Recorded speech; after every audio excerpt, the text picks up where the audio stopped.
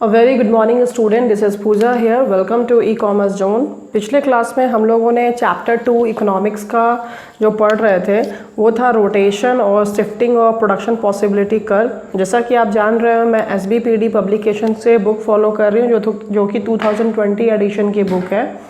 तो हम लोग लाइन बाय लाइन यहाँ पे चीज़ों को समझने की कोशिश कर रहे हैं। तो पिछले वीडियो में मैंने बताया कि एक हमने पढ़ा था प्रोडक्शन पॉसिबिलिटी कर्व का, रोटेशन पढ़ा था और शिफ्टिंग पढ़ा था, राइट। उसके हमने 5 ग्राफ कवर किए थे। मैं उम्मीद करती हूँ कि आपको थोड़ी बहुत समझ में आई होगी।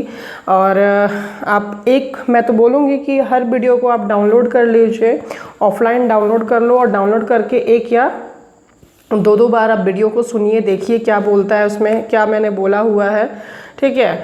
और आप ग्राफ को प्रैक्टिस करो जैसा बोला जाता है उस तरह से। अब देखो यहाँ पे आज जो हमारा टॉपिक है वो है production possibility curve and central problem. ये जो where I am putting my finger, I will use a pen.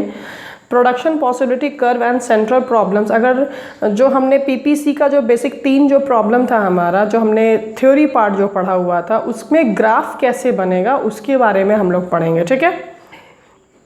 Graph बहुत आसान है, कोई दिक्कत नहीं है, आराम से चीज़ें समझ में आएगी। थोड़ा सा पेशेंस रखो। इकोनॉमिक्स है, क्योंकि फर्स्ट टाइम आपके सामने इस प्रकार के ग्राफ आ रहे हैं तो चीज़ों को ही समझने में समय लगेगी, लेकिन 110% श्योर आप चीज़ें समझ जाओगे, ठीक है। देखो यहाँ पे क्या है, उत्पादन संभावना वक्र द्वारा अर्थव्यवस्था की केंद्रीय समस्याओं को स्पष्ट किया जा सकता है। हम लोग जानते हैं जो केंद्रीय जो समस्या है वो हम लोग PPC कर्व के द्वारा और अच्छे से क्लियर कर सकते हैं। हमने जो पहले पढ़ा था वो थ्योरी पार्ट पढ़ा था कि क्या उत्पादन करना है, कितनी मात्रा में उत्पादन करना है, कैसे उत्पादन करना है, कितने लोगों के लिए उत्पादन करना है। बट अब उसको हम PPC कर्व के द्वारा समझने का कोशिश करेंगे और एग्ज़ाम में भी ये क्वेश्चन आता है कि आप डायग्राम के साथ बताइए जो ये सवाल है, ठीक है।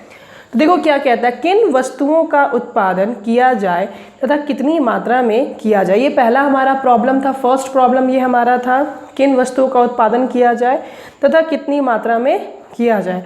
What to produce and how much to produce, ये हम चित्र 7 में देखेंगे। चित्र 7 क्या है आपको मैं दिखाती हूँ आपके बुक में।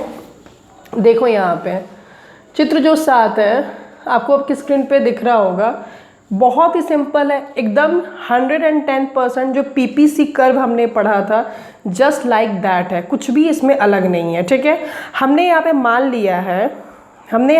लिया है कि x में एक हमने डिराइव किया x एक लाइन हमने डिराइव किया और दूसरा हमने डिराइव किया y, ठीक है। तो हमने बोला था कि एक तरफ आप मान लो ये कंज्यूमर गुड्स और दूसरी तरफ मान लो that is your capital goods, ठीक है। तो ज़रूरी नहीं है, बहुत सारे किताब में तो कहीं यहाँ पे राइस लिख देता है और यहाँ पे वीट लिख देता है, कहीं पे आपका वीट लिख देगा, मेज़ लिख देगा, या राइस मेज़ का कॉम्बिनेशन रहता है। तो आप चाहो तो दोनों जो आपके लाइन है वर्टिकल और हॉरिजेंटल, ऊपर वाला क्या होगा वर्टिकल, OY आपका वर्टिकल है और OX क्या है हॉरिजेंटल है, ठीक है। तो आप चाहो तो दोनों को कंज्यूमर गुड्स लेके काम कर सकते हो, कोई दिक्कत यहाँ पे नहीं है। बट जैसे किताब में बताया, एग्जाम में ज़रूरी नहीं कि आपको रट्टा मारने की ज़रूरत है।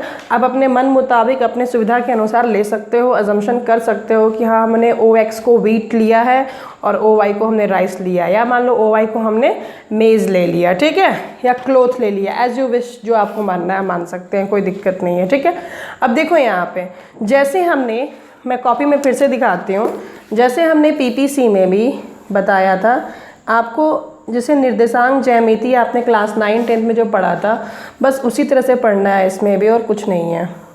ये आपने ग्राफ बनाया, x का लाइन ड्रॉ किया, y का लाइन ड्रॉ किया, और ये पार्ट मेरा क्या हो गया, ऑरिजिन हो गया, ठीक है।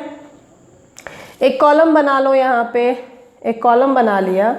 यहाँ पर एक है वीट का, दूसरा है किसका, मशीन का, क्योंकि बुक में मशीन लिया तो मैं मशीन लेके काम कर रही हूँ, ठीक है। एक वीट का और मशीन का लिया है, और ये क्या हो गया कॉम्बिनेशन, इसको हमने शॉर्ट में लिखा है कॉम्बिनेशन, आपको दिख रहा होगा। 3 हमने लाइन यहाँ पे ड्रॉ किए हैं, ठीक है। कॉम्बिनेशन ले लिया, ए बी सी या हार्डली डी तक ले लिया कॉम्बिनेशन, ठीक है। अब देखो यहाँ पे जो इन्फॉर्मेशन उसके बेस पर, ठीक है, वीट मेरा यहाँ पर जो है, वीट जो है स्टार्टिंग में क्या होता है कि 0 रहता है और मशीन 50 रहता है, ठीक है। फिर उसके बाद वीट जो है 2 रहता है और मशीन 45 रहता है। फिर वीट 4 हो जाता है, मशीन 35 हो जाता है और फिर वीट 6 हो जाता है और मशीन 0 हो जाता है। ये कॉम्बिनेशन आपके ग्राफ में बना हुआ है। तो ये जो टेबल मैंने यहाँ पे बनाया तो मैंने ग्राफ से देख के बना दिया, ठीक है। लेकिन आप चाहो तो एग्ज़ाम में अपने बेस पर डेरिवेट करना सीखना पड़ेगा आपको, क्योंकि आप कितना ग्राफ का रट्टा मार के जाओगे, पॉसिबल तो है नहीं रट्टा मारना। तो मैंने जो कहा ना कि 5, 10, 20 का डिफरेंस का गैप रखना अपना, ठीक है। और एक हम पढ़ाएंगे आगे आने वाले बहुत से चैप्टर में, बहुत कुछ पढ़ना है आपको। ऐसा नहीं है कि इस चैप्टर से पढ़ा तो 100%, जब कुछ आगे के जब चैप्टर पढ़ोगे तब ये और चैप्टर अच्छे से और क्लियर हो जाएगी। जब आप कंज्यूमर इक्विलिब्रियम पढ़ोगे, यूटिलिटी जब पढ़ोगे, बहुत सारी चीज़ें पढ़ना है।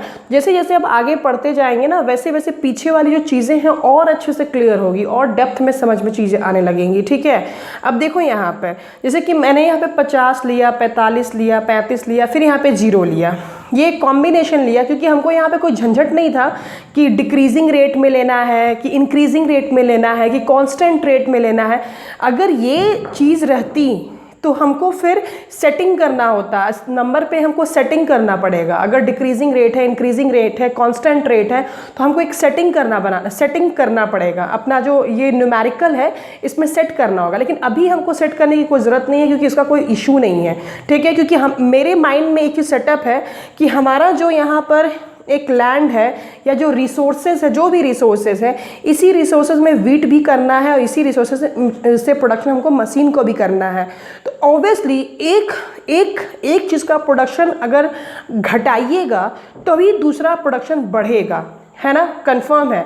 और इस चीज़ को माइंड में सेटअप कर लो कि जो एक्स का जो लाइन हमारा, ये जो एक्स का जो लाइन है, जो भी आप यहाँ पे रखोगे ये हमेशा टेकर होगा, ये हमेशा अपने आप को इंक्रीजिंग करेगा। ये हमेशा इसकी जो सिचुएशन होगी, हमेशा इस गुड्स की जो सिचुएशन होगी वो हमेशा इंक्रीजिंग पोजीशन पे जाएगी।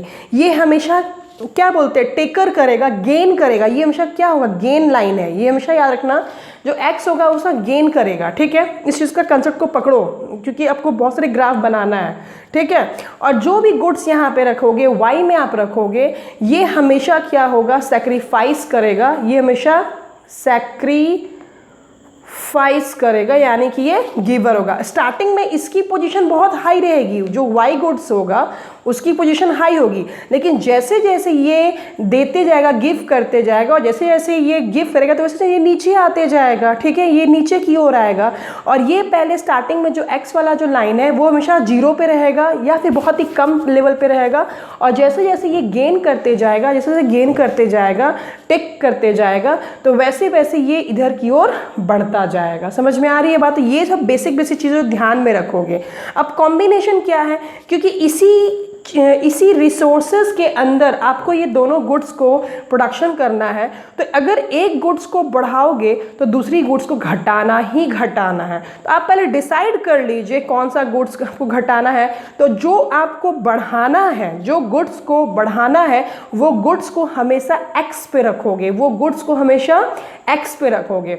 और जो गुड्स सैक्रिफाइस होगा उस गुड्स को हमेशा वाई पर रखोगे। इस चीज़ का ध्यान रखना, ये नहीं कि उल्टा पुल्टा कर देना, ठीक है ना।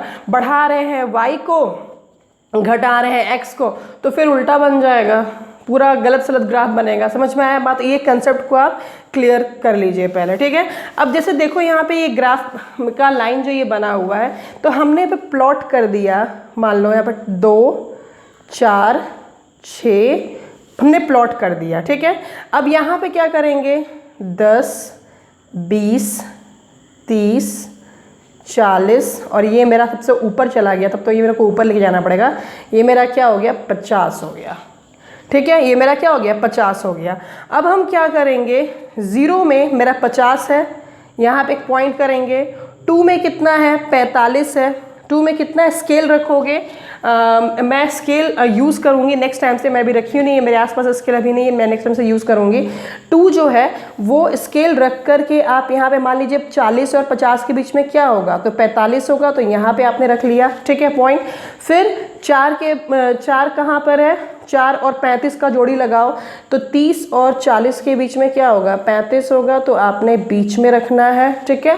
फिर आपका 6 जो है वो क्या है, यहाँ पर 0 है। तो देखो आप यहाँ पे देखो, क्योंकि मैंने प्रॉपर ढंग से स्केल का यूज़ नहीं किया, आप देखो इसकी सेंटीमीटर जो है वो थोड़ा सा कम है और इसका जो सेंटीमीटर है वो क्या है, ज़्यादा है। तो आप देखिए ये जो सेंटीमीटर का डिफरेंस आ गया है यहाँ पे, 0 से 2 का जो डिफरेंस है सेंटीमीटर में और ये 0 से जो 10 का डिफरेंस है सेंटीमीटर में, इसके चलते देखो मेरा ग्राफ जो है वो गलत बनेगा। यहाँ पे ग्राफ जो है वो क्या, वो ऐसे, जबकि ये बनना कैसे चाहिए था, इसको ऐसे बनना चाहिए था, इस तरह से बनना चाहिए था।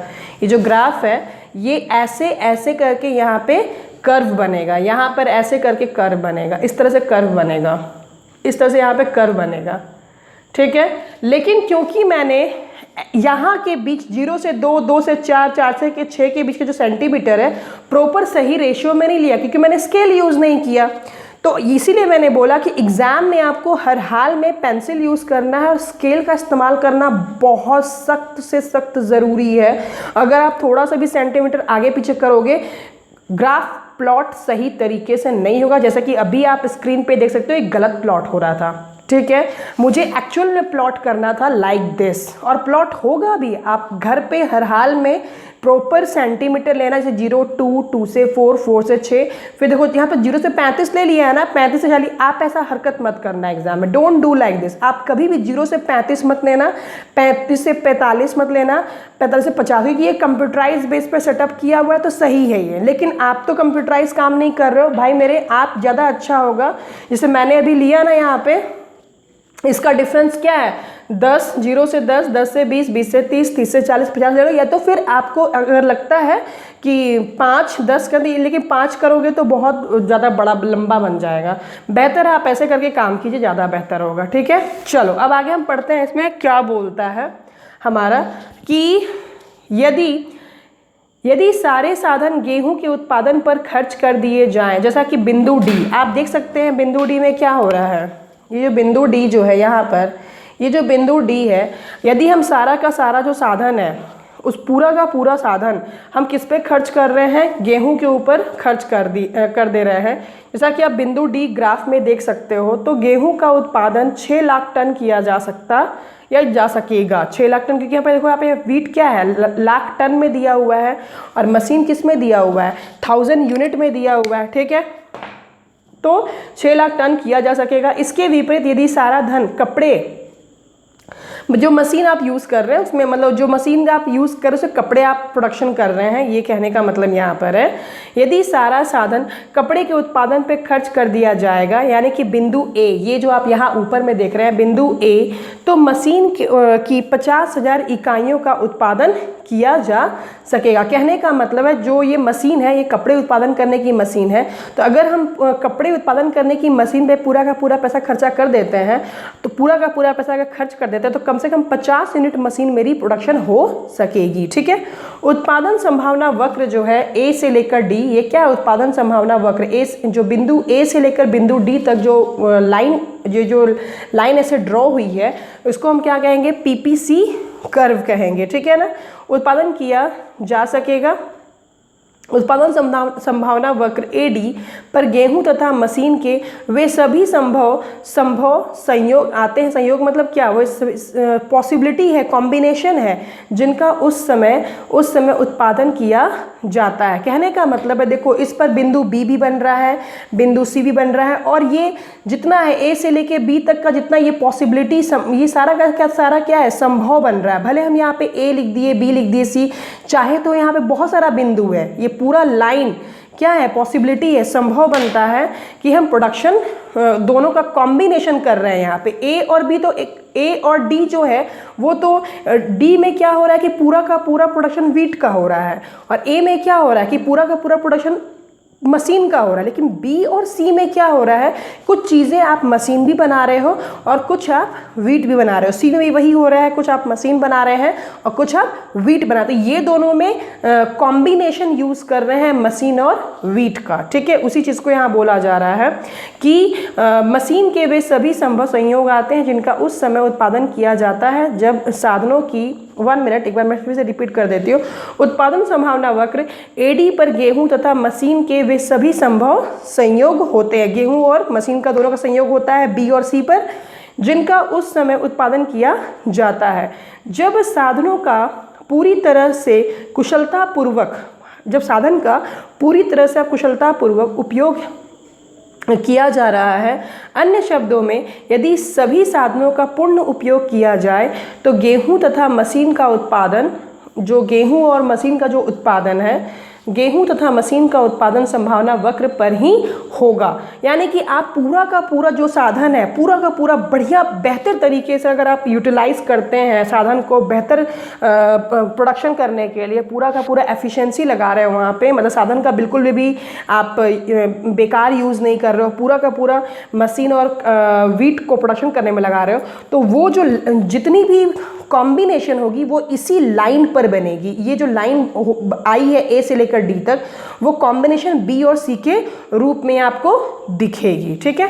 क्या कहता है, देखो यहाँ पर गेहूं तथा मशीन का उत्पादन संभावना वक्र पर ही होगा तथा इस रेखा के किसी भी बिंदु जैसे बी सी द्वारा प्रकट होगा, ठीक है। अगर कल को आप चाहो तो इसको यहाँ पे ई बिंदु कर सकते हो लाइक दिस, ठीक है। यहाँ पे एफ बिंदु कर सकते हो लाइक दिस, कोई भी बिंदु आप यहाँ पे दिखा सकते हो, बट क्योंकि यहाँ पे ए और डी के बीच में हो गया है तो बेहतर है कि आप बी और ये एफ और ई ना दिखाएं। लेकिन बनाने का तो बना सकते हैं, चाहेंगे तो कोई दिक्कत नहीं है। यहाँ पे बोल भी रहा है कि गेहूं तथा मशीन का उत्पादन संभावना वक्र पर ही होगा तथा इस रेखा पर, इसी रेखा पर ही होगा, इसी ए डी के रेखा पर ही होगा किसी भी बिंदु जैसे कि बी सी द्वारा हम प्रकट करते हैं। बी संयोग में मशीन की 45,000 इकाइयों तथा गेहूं की 2 लाख टन उत्पादन होगा। इसी प्रकार सी संयोग से ज्ञात होता है कि मशीन की 35,000 इकाइयों का तथा 4 लाख टन गेहूं का उत्पादन होगा। आप देख सकते हैं अपने ग्राफ में। नाउ इसका अभिप्राय यह है कि गेहूं का अधिक उत्पादन करने के लिए मशीन के उत्पादन का त्याग करना पड़ेगा। आपको लाइन में फाइनली आ गया। अगर हम गेहूं का उत्पादन करना चाहते हैं तो फिर मशीन का उत्पादन को क्या करना पड़ेगा, त्याग करना पड़ेगा, क्योंकि उत्पादन के साधन क्या हैं, सीमित हैं। मशीन परिणाम स्वरूप उत्पादन के साधनों के विभिन्न प्रयोगों में बंटवारे की समस्या उत्पन्न होती है। बिल्कुल प्रॉब्लम आएगी। मैंने कहा कि आपके पास तो साधन लिमिट है और उसी लिमिट में आप क्या कर रहे हो, एक चीज़ का प्रोडक्शन बढ़ाना चाहते हो, तो बढ़ाने के लिए दूसरे एक चीज़ का प्रोडक्शन जो आप कर रहे थे उसको तो घटाना पड़ेगा ना, उसको त्यागना पड़ेगा। तो ये हमारा जो सेंट्रल प्रॉब्लम का जो पहला जो प्रॉब्लम था उसको हमने इस ग्राफ से, ये जो हमारा ग्राफ था इस ग्राफ से हमने रिप्रेजेंट किया। कौन सा सेंट्रल प्रॉब्लम था, क्या उत्पादन करना है, हमने पढ़ा था जस्ट अभी, किन वस्तुओं का उत्पादन किया जाए तथा कितनी मात्रा में किया जाए, इसका ग्राफ आपको इस तरह से रिप्रेजेंट करना है और इसके बारे में आपको ऐसे लिखना है, ठीक है। तो आज के लिए हम इतना ही रखते हैं। नेक्स्ट वीडियो में और जो सेंट्रल प्रॉब्लम के 3 हैं उसको मैं डिस्कस करूंगी। So thank you so much and God bless you all.